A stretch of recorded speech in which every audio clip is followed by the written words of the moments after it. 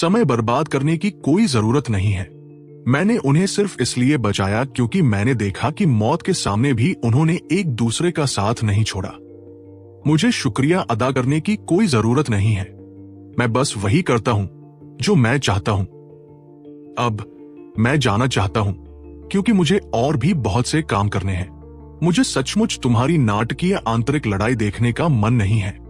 राघव ने अपना सिर हिलाया और जाने ही वाला था।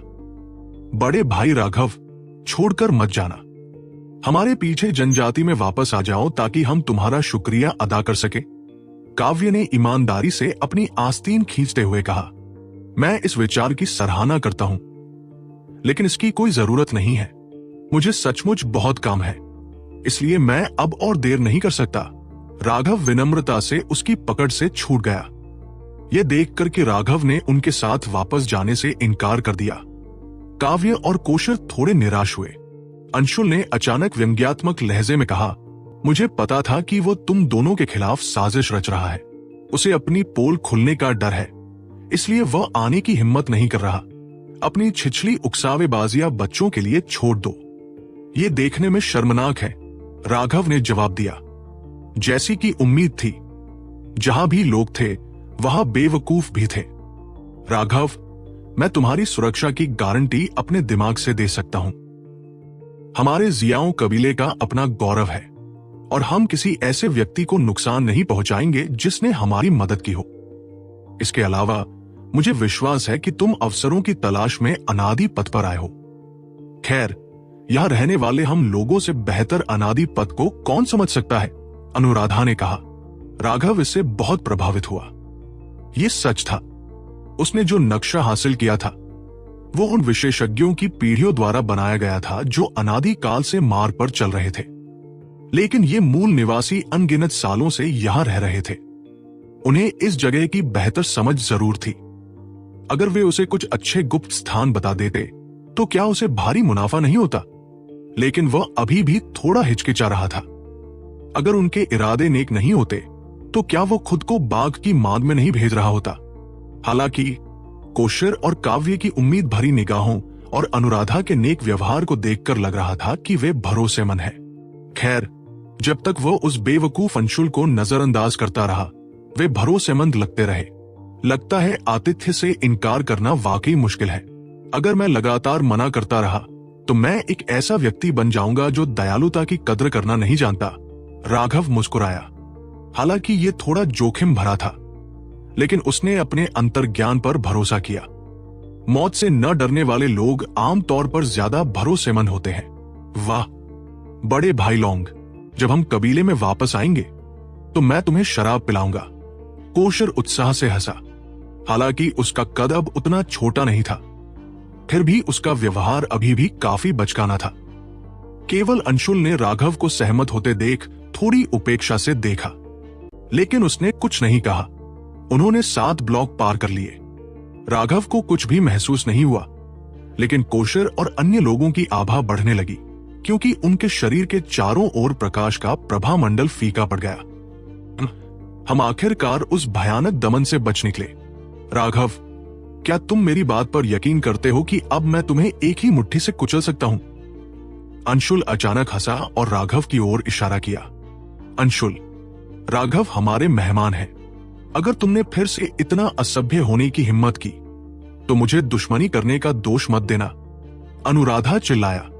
अब सिर्फ अनुराधा ही नाराज नहीं था, दूसरे विशेषज्ञ भी असंतुष्ट थे। समुद्र विस्तार के एक अन्य दिव्य प्राणी ने ठंडे स्वर में कहा, अंशुल, अपनी हैसियत पर ध्यान दो, ज्यादा आगे मत बढ़ो। अक्षय, लगता है तुम्हारी मध्य समुद्री विस्तार शक्ति के बावजूद तुम मेरी आलोचना करने लायक नहीं हो। अंशुल ने व्यंग्य किया, लेकिन उसने राघव के लिए मुश्किलें और बढ़ानी जारी नहीं रखी। वो बस उनके साथ यात्रा करता रहा। शायद उसे थोड़ा खेद हुआ, लेकिन अनुराधा ने पहल करते हुए कहा, सभी मूल निवासी सामान्य रूप से ठीक है और शायद कुछ परीक्षण क्षेत्रों को छोड़कर उन्हें किसी भी प्रकार का दमन नहीं सहना पड़ेगा। लेकिन जब अनादि पथ खुलेगा तो अनादि पथ के नियम बदल जाएंगे। अपनी मातृभूमि के पास, जहां हमारे विशेष स्वरूप हैं, के अलावा हमें भारी दमन का सामना करना पड़ेगा। राघव ने सिर हिलाया। उसे उम्मीद नहीं थी कि ऐसा कोई राज होगा। हालांकि उसे पहले ही इसका थोड़ा बहुत अंदाजा हो गया था, लेकिन अनुराधा की इतनी ईमानदारी देखकर लग रहा था कि उसने आकर सही फैसला किया था। वे फिर कुछ देर और आगे बढ़े, तभी अनुराधा अचानक रुक गया और माफी मांगते हुए बोला, राघव, मुझे माफ करना, लेकिन बाकी रास्ता हमारी जनजाति का एक राज है। कृपया अपनी आंखों पर पट्टी बांध लो, इससे तुम्हारी दिव्य भावनाएं अलग हो जाएंगी। मुझे उम्मीद है कि तुम समझ पाओगे कि हमें ऐसा क्यों करना है। राघव ने कोशर और काव्य की तरफ देखा। उन्होंने सिर हिलाया तो वह मुस्कुराया और अपनी आंखों पर बंधी पट्टी ले ली। चूंकि उसने उन पर भरोसा करने का फैसला किया था, इसलिए वो अंत तक उन पर भरोसा करेगा। इस आंख पर बंधी पट्टी में उसकी दिव्य अनुभूति को अवरुद्ध करने के लिए अजीबोगरीब रून थे, लेकिन उन्हें इस बात का अंदाजा नहीं था कि उसकी आध्यात्मिक अनुभूति कितनी प्रबल थी। उसकी विशाल आध्यात्मिक शक्ति के कारण ये आंख पर बंधी पट्टी उसकी दिव्य अनुभूति को पूरी तरह अवरुद्ध करने में असमर्थ थी। बस थोड़ी सी आध्यात्मिक शक्ति के सहारे, जो आसानी से पार हो सकती थी, राघव सब कुछ देख सकता था। 2 ब्लॉक और आगे बढ़ने पर लोगों का एक नया समूह दिखाई दिया। राघव को देखकर उन्होंने कुछ नहीं कहा। थोड़ी देर बाद एक परिवहन संरचना प्रकट हुई। इसके सक्रिय होते ही राघव ने पाया कि वह एक विशाल जनजाति के बीच प्रकट हो गया है। आंखों से पट्टी हटा दी गई। हालांकि राघव ने सब कुछ देख लिया था, फिर भी उसने नाटक किया और ध्यान से चारों ओर देखा। ये एक समतल घास का मैदान था और पन्ने जैसी घास क्षितिज तक फैली हुई थी। कुछ दूर कुछ बड़े तंबू थे, जो किसी बड़े चौक के चारों ओर बिखरे तारों जैसे लग रहे थे। घास के मैदान के बीचों बीच एक प्राचीन वेदी थी। इससे पहले कि राघव उस वेदी की जांच कर पाता, विशेषज्ञों के एक विशाल समूह ने उसे घेर लिया। वे सैकड़ों की संख्या में थे और वे सभी दिव्य प्राणी थे। राघव चौंका। क्या हो रहा है? क्या यहां जमीन से अचानक कोई दिव्य प्राणी उगाया है? ऐसा लग रहा था कि जियाओ जनजाति का हर सदस्य कोई दिव्य प्राणी है। बाहरी दुनिया में लाखों साधकों के बीच शायद एक भी दिव्य पुरुष न हो, लेकिन यहां वे सभी दिव्य पुरुष थे। एक आक्रमणकारी। सभी लोग राघव को घूर रहे थे, मानो उसे काट काट कर मार डालना चाहते हों। ऐसा लग रहा था जैसे यही वो व्यक्ति हो जिसने उनके पिताओं को मार डाला हो। सातवें बुजुर्ग, उतावले मत बनो, मैं उसे पुराने जनजाति नेता से मिलने ला रहा हूं, अनुराधा ने कहा। ऐसा लग रहा था कि इन लोगों के बीच अनुराधा का रुतबा कुछ खास था। हालांकि वह बुजुर्ग नाराज था, फिर भी उसने एक व्यक्ति को सिर हिलाकर इशारा किया। वो व्यक्ति तुरंत वहां से भाग गया। सैकड़ों ब्लेड जैसी आंखों से घूरना बेहद असहज था। राघव को तो यहां आने का पछतावा भी होने लगा। घबराओ मत, ये चाचा लोग वास्तव में अच्छे लोग हैं, बस आक्रमणकारियों से उनकी बहुत दुश्मनी है। तुम अलग हो, कोशर ने राघव को दिलासा दिया। वो अलग कैसे हैं? आक्रमणकारी सभी हिंसक और बेशर्म होते हैं। हर बार जब वे आते हैं तो हमारा कत्लेआम करते हैं। तुम बच्चों को क्या समझ है? भीड़ में से एक आदमी चिल्लाया। अंशुल की नजर अचानक उस आदमी पर पड़ी। उसने उसे एक खास नजर से देखा और वो व्यक्ति तुरंत समझ गया। उसने अपना बूट उतारा और राघव की ओर फेंक दिया। मैं तुम आक्रमणकारियों को पीट पीट कर मार डालूंगा। राघव के चेहरे पर उदासी छा गई। वह निश्चित रूप से इतना अपमान सहन नहीं कर सकता था। शक्तिशाली दुश्मनों के सामने भी वह इसे सहन नहीं कर सकता था। वो अपनी कृपाण निकालने ही वाला था कि अनुराधा उससे भी तेज थी। उसने बूट पकड़ा और उसे उस व्यक्ति के चेहरे पर जोर से दे मारा। सुधीर, तुम कब किसी और के कुत्ते बन गए? कोई तुम्हें देखता है और तुम किसी को काटने चले जाते हो। अनुराधा गुस्से से चिल्लाया। उस व्यक्ति को उम्मीद नहीं थी कि अनुराधा वास्तव में हस्तक्षेप करेगा। नतीजतन वो उसके बूट के तले से टकराया और गंध ने उसे लगभग बेहोश कर दिया। सच तो यह है कि उसे पता ही नहीं था कि वह अभी अभी नर्क के द्वार से टकराया है। अगर अनुराधा न होता तो वह पहले ही मर चुका होता। अनुराधा, तुम एक आक्रमणकारी के लिए अपने ही आदिवासियों से लड़ोगे? तुम्हारी वफादारी कहाँ है? अंशुल इसी पल का इंतजार कर रहा था। आखिरकार वो सही था। भाड़ में जाओ। पाव। राघव अब और नहीं देख सका और उसने जोरदार तमाचा जड़ दिया। अंशुल का चौकोर चेहरा एकदम से चकरा गया। अंशुल तोप के गोले की तरह उछला। लोगों ने उसे पकड़ने की कोशिश की, लेकिन राघव के थप्पड़ के बाद भी वे उसे बचा नहीं पाए। हालांकि ये लोग दिव्य थे, उन्होंने अपने स्वर्गीय दाव रूनों का आह्वान नहीं किया था। इससे उनकी शक्ति सीमित हो गई और परिणाम स्वरूप अंशुल ने उन्हें कुचल दिया। अनुराधा भी दंग रह गई। उसने कभी सोचा भी नहीं था कि राघव इतना बेशर्म होगा कि अंशुल पर वार करेगा। वो किसी पर भी हमला कर सकती थी, क्योंकि ये उसके आदिवासी थे। जो भी हुआ वे बाद में उस पर चर्चा कर सकते थे, लेकिन राघव एक बाहरी व्यक्ति था। लोग पहले से ही उससे नफरत करते थे। अब उसने सचमुच एक आपदा को भड़का दिया था। जैसी कि उम्मीद थी, उसके चिल्लाने के बावजूद बाकी सभी लोग गुस्से में राघव पर टूट पड़े। कोशर और काव्य दोनों ही दंग रह गए। उन्होंने कभी नहीं सोचा था कि मामला इस हद तक पहुंच जाएगा। राघव ने घुरघुराहट भरी। उसकी कृपाण पहले से ही उसके हाथ में थी। हालांकि ये सब योजना के अनुसार नहीं हो रहा था, लेकिन उसके लिए इस अपमान को स्वीकार करना असंभव था। वह इस अपमान को तभी स्वीकार कर सकता था जब वह मर चुका होता। राघव के चारों ओर हत्या की मंशा को बढ़ता देख कोशर और काव्य डर से पीले पड़ गए। रुकना। एक चीख गूंजी। न तो बहुत तेज थी, नहीं बहुत रौबदार। ये एक बेहद गरिमामयी चीख थी, लेकिन इसी चीख ने सबको रोक दिया। देखते ही देखते इतनी शांति छा गई कि पिन गिरने की आवाज भी सुनाई देने लगी। युवाओं को घमंड और अधीरता से बचना चाहिए। घमंड ईर्ष्या लाएगा, क्रोध क्रोध लाएगा, और क्रोध के वशीभूत होकर सही निर्णय लेना असंभव हो जाएगा। मैंने तुम्हें यह कितनी बार कहा है, लेकिन तुम अभी भी बिल्कुल परिपक्व नहीं हुए। दो बुजुर्ग पास आए। दोनों के बाल सफेद थे और झुर्रियां थी, लेकिन उनके शरीर अभी भी प्राचीन देवदारों की तरह लंबे और सीधे थे। उनमें से एक के हाथ में आबनूस की एक छड़ी थी। उसमें से जरा भी कंपन नहीं हो रहा था, लेकिन उससे पहाड़ जैसा दबाव निकल रहा था। दूसरा बुजुर्ग उसके पीछे पीछे चल रहा था। उसकी आंखें बिल्कुल सफेद थी। उसकी पुतलियां बिल्कुल नहीं थी। बूढ़े जनजाति नेता। सभी ने जल्दी से झुककर प्रणाम किया। बेंत लिए हुए बुजुर्ग ने सिर हिलाया।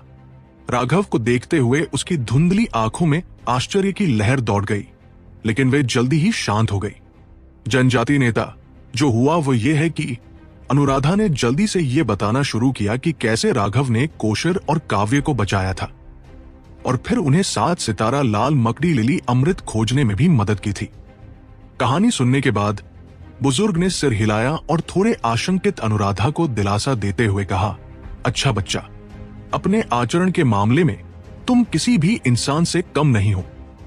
क्या हमारे जियाओं कबीले में कोई ऐसा छोटा मोटा आदमी है जो कृतज्ञता का बदला चुकाना नहीं जानता?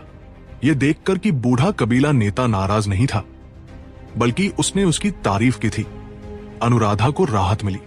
उसने झट से कहा, राघव, ये हमारा बूढ़ा कबीला नेता है। नमस्कार वरिष्ठ। राघव ने अपने हाथों को कप के आकार में बनाया और उस व्यक्ति की ओर थोड़ा झुका। मेरे जियाओं जनजाति के लोगों की मदद करने के लिए बहुत बहुत धन्यवाद। यह बूढ़ा व्यक्ति इस उपकार को याद रखेगा, जनजाति के नेता ने कहा। चूंकि वह और करीब पहुंच गया था, राघव को अब उस बुजुर्ग के चारों ओर मौत का साया दिखाई दे रहा था। उसकी लंबी उम्र साफ तौर पर खत्म होने वाली थी। वो किसी भी पल गिर सकता था। ऐसा उसने सिर्फ पिलदांव में अपनी दक्षता के कारण ही देखा था। तुम्हारी दूरदर्शिता अच्छी है। जाने से पहले मुझे अभी कुछ काम निपटाने हैं। बूढ़े कबीले के नेता ने राघव के हैरान भाव देखे और मुस्कुरा दिए, लेकिन अपने लोगों की ओर मुड़कर देखते ही उनकी मुस्कान गायब हो गई और उन्होंने ठंडे स्वर में कहा, कोशर, कबीले के भावी नेता होने के नाते तुम इतने खतरनाक समय में इतनी जल्दी कैसे बाहर निकल आए? तुमने अनुराधा को इतने सारे लोगों के साथ तुम्हें ढूंढने के लिए भेजा था। क्या तुम्हें एहसास है कि तुम्हारे इस कृत्य से उनमें से हर एक को खतरा है? अंत में उसकी आवाज एक ठंडी चीख में बदल गई। कोशर की हरकतों ने उसे साफ तौर पर क्रोधित कर दिया था। सब एक पल के लिए चुप हो गए, कुछ कहने की हिम्मत नहीं जुटा पा रहे थे। लेकिन अंशुल के चेहरे पर एक अजीब सी मुस्कान थी। कोशर जमीन पर घुटनों के बल बैठ गया, लेकिन उसने जिद करते हुए कहा, बूढ़े कबीले के नेता, मैं कबीले का उत्तराधिकारी नहीं बनना चाहता। नहीं, मेरे पास इसकी क्षमता है। आप मुझे स्वार्थी कह सकते हैं, आप कह सकते हैं कि मुझे चीजों को संभालना नहीं आता। मैं कोशर अपनी सजा स्वीकार करता हूं। कोशर ने कुछ भी कबूल नहीं किया। नहीं उसने कुछ समझाने की कोशिश की, नहीं उसने किसी से नरमी बरतने की जहमत उठाई। बूढ़े कबीले के नेता को देखते हुए उसकी आंखें बिल्कुल शांत थी। तुम, बूढ़े कबीले के नेता ने जिद्दी कोशर को देखा और समझ नहीं पा रहा था कि क्या करे। उसकी नजर में कोशर उसके दिवंगत पिता जैसा ही लग रहा था। बूढ़े कबीले के नेता, हालांकि कोशर आवेगी था, उसके इरादे नेक थे। अब हमें 7 सितारा लाल मकड़ी लिली अमृत मिल गया है और जियाओं कबीले को कोई नुकसान नहीं हुआ। अच्छा होगा कि पुण्य से सजा रद्द हो जाए। एक कबीले के बुजुर्ग ने विनती की। इस बार वह बस भाग्यशाली था। अपने साथियों को सिर्फ स्वार्थ के कारण मौत का जोखिम उठाने देना एक नेता के लिए अनुपयुक्त गुण है। अगर हमारा कबीला ऐसे व्यक्ति को हमारा नेतृत्व करने दे तो क्या ये हम सभी को भयभीत नहीं करेगा? हम में से कितने लोग ऐसी बात स्वीकार कर सकते हैं? अंशुल ने सबसे पहले जवाब दिया। साथ ही कुछ और युवा शिष्य भी थे जो अलग नजर आ रहे थे। जाहिर है वे कोशर को पसंद नहीं करते थे। ऐसा इसलिए था क्योंकि कोशर बहुत ताकतवर नहीं था। अपनी पीढ़ी में उसे औसत ही माना जा सकता था। ये उन्हें मनाने के लिए काफी नहीं था। इतने सारे लोगों के पलटवार के बाद अनुराधा कुछ कहना चाहती थी, लेकिन वह जो कुछ भी कहती वह बेकार होता। एक जनजाति के नेता के रूप में पहली आवश्यकता वह शक्ति थी जो सभी को यह विश्वास दिला सके कि उन्हें नंबर 1 व्यक्ति होना चाहिए।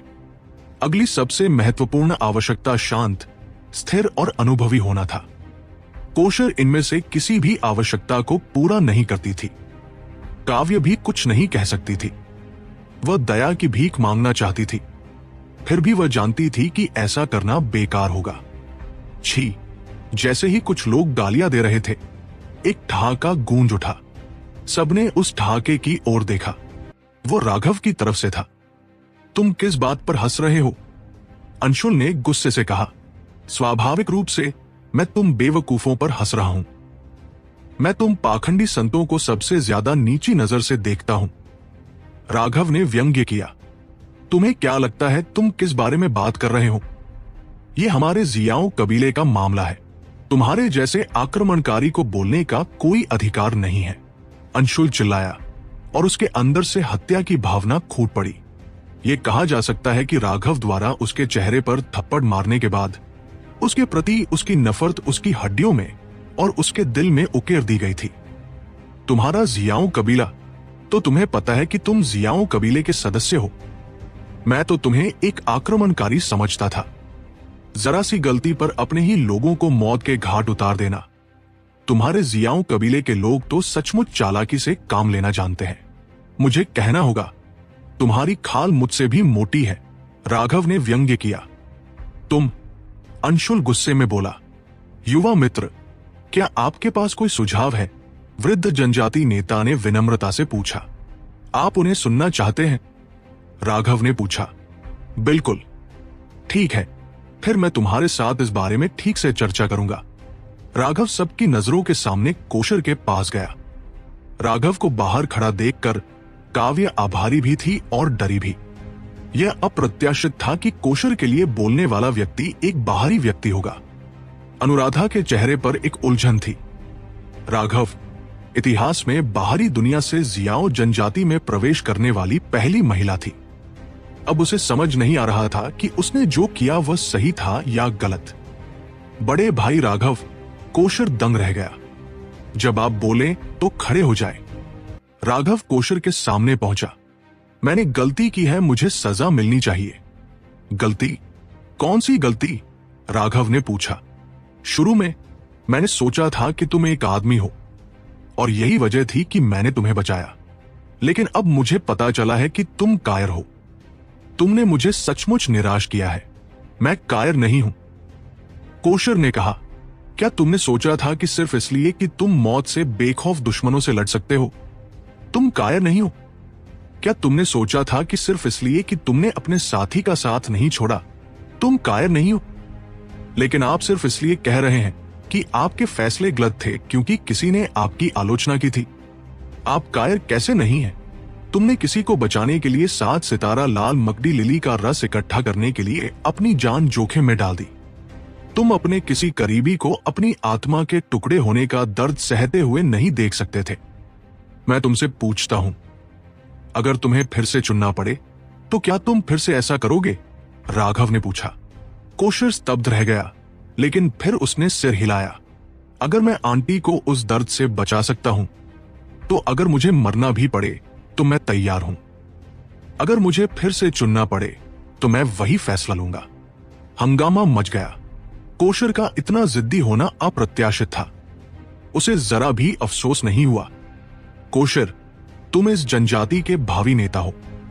अगर तुम समग्र परिदृश्य को नजरअंदाज करोगे तो तुम पूरे जियाओ जनजाति के लिए खतरा बन जाओगे। तुम जनजाति का नेतृत्व करने के लिए उपयुक्त नहीं हो, वृद्ध जनजाति नेता ने कहा। कोशर चिल्लाया, मैं कभी भी कबीले का नेतृत्व नहीं करना चाहता था। मेरी कोई बड़ी महत्वाकांक्षा या लक्ष्य नहीं है। जब से मेरे पिता की मृत्यु हुई है, तुम सब मुझे नीची नजर से देखने लगे हो। सिर्फ एक ही व्यक्ति था जो हमेशा मेरा ख्याल रखता था, वो थी आंटी। लेकिन तुम सबने मुझे एक औजार समझा जिसे हर दिन पूरी ताकत से साधना करनी पड़ती थी। 10 साल हो गए हैं, मैं बहुत सह चुका हूं। अगर आंटी हमेशा मेरा ख्याल न रखती और मुझे प्रोत्साहित न करती तो मैं कब का आपकी वजह से पागल हो गया होता। सिर्फ इसलिए कि मेरे पिता कबीले के नेता थे, मुझे अगला कबीला नेता क्यों बनना है? क्या आपने मुझसे कभी पूछा कि क्या मैं बनना चाहता हूं? क्या आपने मुझसे कभी पूछा कि मैं क्या चाहता हूं? मैं तो बस एक साधारण साधक हूं।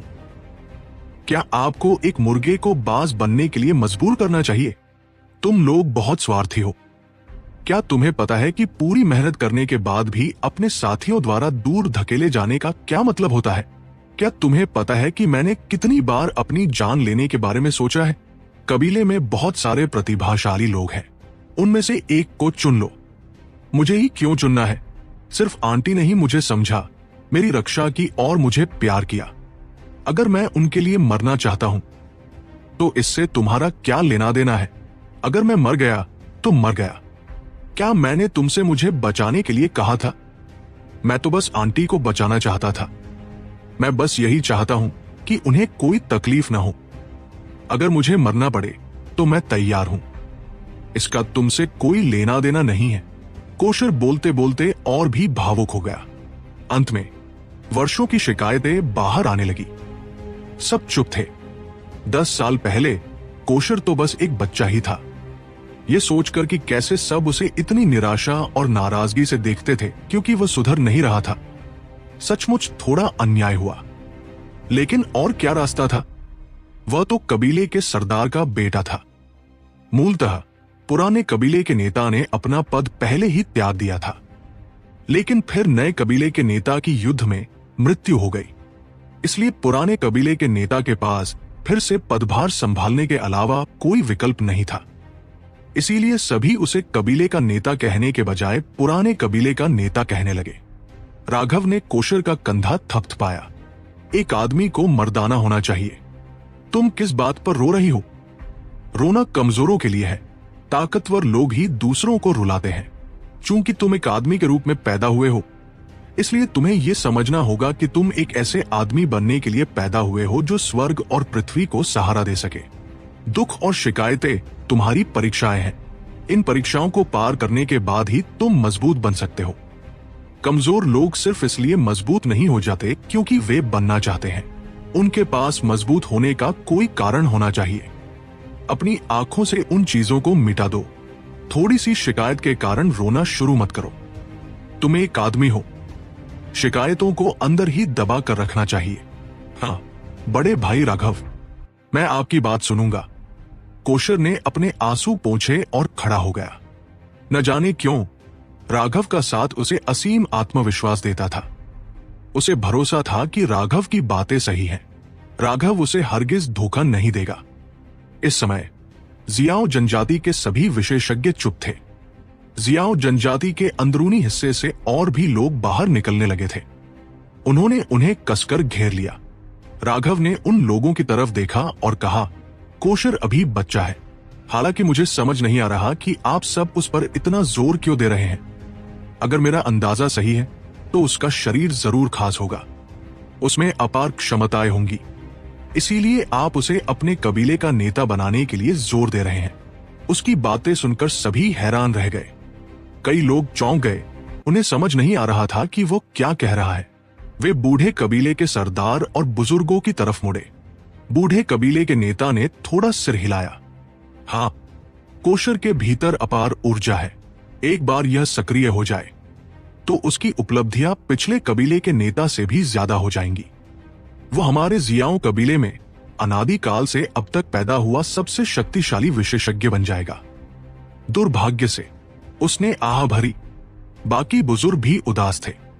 स्वाभाविक रूप से उनकी अपनी गुप्त परेशानियां थी, जिनकी वजह से उन्होंने कोशर से इतनी मेहनत करवाई। वर्तमान में कोशर केवल एक रैंक 1 दिव्य था।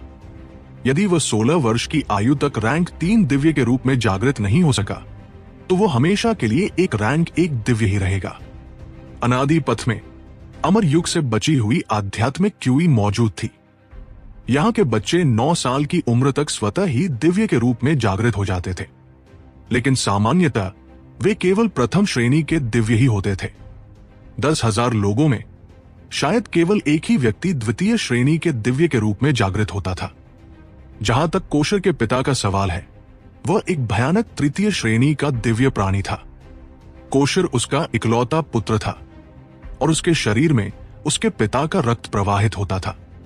उसके भीतर एक भयानक ऊर्जा छिपी हुई थी और एक बार वह सक्रिय हो जाती तो वह भी तृतीय श्रेणी का दिव्य प्राणी बन जाता। इन मूल निवासियों के लिए तीसरी श्रेणी ही सीमा थी। उन्हें अनादिकाल से चले आ रहे नियमों के कारण कष्ट सहना पड़ा, इसलिए वे चौथी श्रेणी तक पहुंचने में असमर्थ थे। लेकिन जैसे जैसे समय बीतता गया, कोशर बूढ़ा होता गया और उसके जागने का कोई संकेत अभी भी नहीं था। उसके भीतर की ऊर्जा सुप्त हो गई थी। इससे कबीले के उच्च अधिकारी बेहद चिंतित हो गए, इसलिए उन्होंने कोशर पर दबाव और भी बढ़ा दिया था। उन्हें उम्मीद थी कि उनके दबाव में वो अपनी ऊर्जा जागृत कर लेगा। अब कोशर 15 साल का हो चुका था। उन्हें अब उम्मीद नहीं थी कि वह तीसरे दर्जे का दिव्य प्राणी बनकर जागृत हो पाएगा। सिर्फ दूसरे दर्जे का दिव्य प्राणी बनकर ही वे खुश हो जाते। सच तो यह है कि ये सभी बुजुर्ग कोशर की बहुत परवाह करते थे, इसीलिए वे इस बात से बहुत नाराज थे कि कोशर ऐसे समय में अचानक गायब होकर 7 सितारा लाल मकड़ी लिली का रस इकट्ठा करने चला गया। उन्हें डर था कि कहीं उसके साथ कोई अनहोनी ना हो जाए। चूंकि तुम भविष्य में कबीले के नेता नहीं बनना चाहते तो ठीक है, पुराना कबीला नेता मौजूद है, चलो एक नया उत्तराधिकारी चुनते हैं, अंशुल ने अचानक कहा। उसके इरादे साफ थे। कनिष्ठ पीढ़ी में वह सबसे शक्तिशाली था। हालांकि वे सभी प्रथम श्रेणी के दिव्य थे, केवल अनुराधा ही उसे थोड़ा दबा सकती थी। लेकिन जियाओ जनजाति में किसी महिला जनजाति नेता का कोई उदाहरण नहीं था। इसकी कोई जरूरत नहीं है, तुम्हारे पास योग्यता नहीं है, राघव ने तिरस्कार पूर्वक कहा। क्या बकवास है, मैं कैसे योग्य नहीं हो सकता? अंशुल गुस्से से बोला। सबसे पहले आप अधीर, गुस्सैल और अत्याचारी हैं।